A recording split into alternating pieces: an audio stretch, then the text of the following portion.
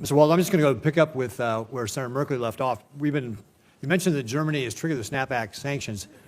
My team was just doing some quick research to try and find that. We couldn't find any mention of that right offhand, but it is hugely important that the E3 get those snapback sanctions. You know, the air campaign by Israel and the successful attack by, as you mentioned, our bombers to be able to hit those key nuclear facilities was really, really important in hampering Iran's ability to have a nuclear enrichment program. But it's not the end of the story. We've got a lot more work to do.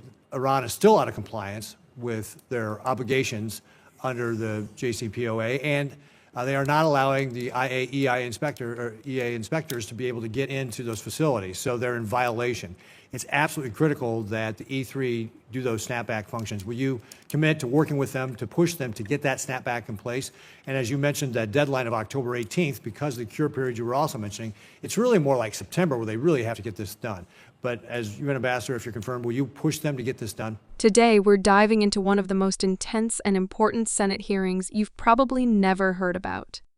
Senator Pete Ricketts is sounding the alarm, not just on Iran's nuclear defiance, but also on the dangerous bias running through the halls of the United Nations. From false reporting to snapback sanctions, from anti-Israel mandates to UN hypocrisy, this is a must-watch moment in U.S. foreign policy. Thank you, Senator. And if my mention of Germany was from open source reporting, so if that was an error, then you know that was. Well, it's good news if it's true. If it's actually, but we've also happens. Spoken to the United Kingdom and France as well, and I have full confidence that they will work with us.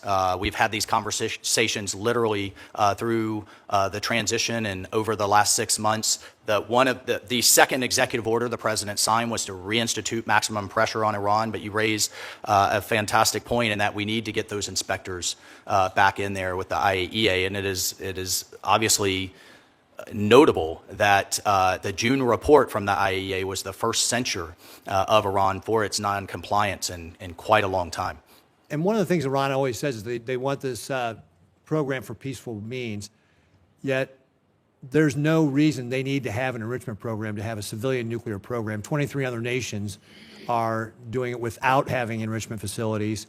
We need to continue to push that the only way we can guarantee they cannot get a nuclear weapon is if they do not have an enrichment facilities. Would you agree?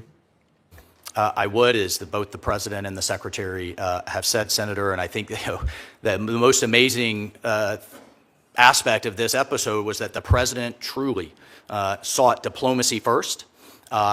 He took bold and decisive action along with our ally Israel, and then immediately returned the situation right back to a ceasefire to again engage in diplomacy. So when President Trump says he puts diplomacy first, I've seen it firsthand, and I would be honored if confirmed to continue to participate in it. Well, let's talk about one of our best friends in the Middle East. Certainly is Israel.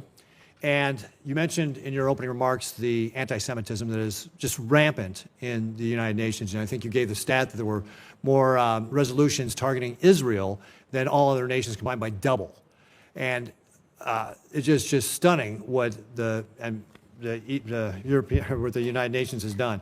So as the UN ambassador, if you're confirmed, what specific actions can you take to shut down this anti-Semitism at the UN and the anti-Israeli basis? What's going on? Well, thank you, Senator. And it is pervasive. I could probably spend the rest of this hearing, sadly, highlighting the anti-Semitic activities. One aspect of which is known as Article 7 in the Human Rights Council, that Israel is the only nation with a standing mandate to highlight its, quote, human rights abuses every single meeting, and it's been going on for decades. I mentioned the number of resolutions just this year. We're on track for that same type of disparity in 2025. I support the Secretary's call for sanctions on the Special Rapporteur, Francesca Albanese. I think she is the poster child for anti-Semitism in the UN, and I think we have to take a step back and address and work with both Israel and work with our allies on why this continues to happen. I understand the humanitarian crisis in Gaza, but I will say over and over again, if Hamas would lay down their arms, if they would surrender, if they would stop sacrificing their own people, the fighting would stop today. And I am confident in working with Israel in that regard. Well, I think your last point was spot on, and I have seen nothing out of the UN calling on Hamas to surrender, because that is exactly how this conflict would end, and the people in Gaza would be able to start looking for a better way of life once that terrorist organization surrenders. So push the countries of the UN to come down very clearly that they can best serve the people in Gaza by getting Hamas to surrender. It's a big deal because, without real pressure, Iran keeps pushing the limit. The snapback mechanism was designed to hold Iran accountable. It allows sanctions to return automatically if Iran violates the deal. But here's the problem. The clock is ticking. With October 18 as a supposed deadline, the real action needs to happen by September. Ricketts demanded a commitment. Will the nominee push our European allies, the E3, to act fast and hold Iran accountable? The answer is a cautious yes. But as always, the devil is in the diplomatic details. Even beyond snapbacks and deadlines, there's a fundamental question.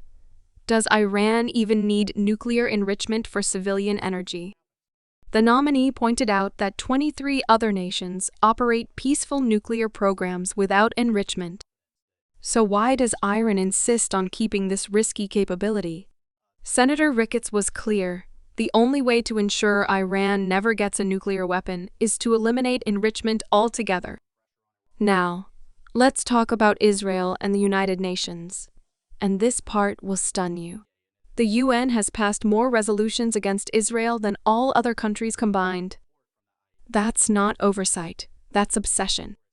Under Article 7 of the UN Human Rights Council, only Israel is singled out every single session for supposed human rights violations.